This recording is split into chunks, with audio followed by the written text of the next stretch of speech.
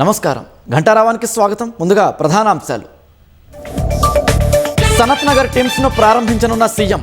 అందుబాటులోకి రానున్న 1000 పడకల ఆసుపత్రి.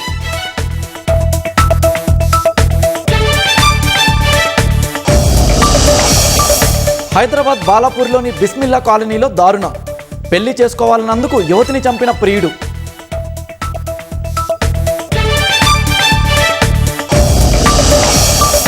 పశ్చిమ బెంగాల్ బీర్భూమ్ జిల్లాలో ఘోర అగ్ని ప్రమాదం. 7గురు సజీవ దహనం, పలువురికి తీవ్ర గాయాలు.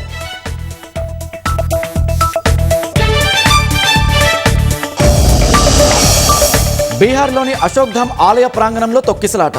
విరిగిన విద్యుత్ స్తంభం, భక్తులు పరిగెత్తడంతో 7గురు మృతి.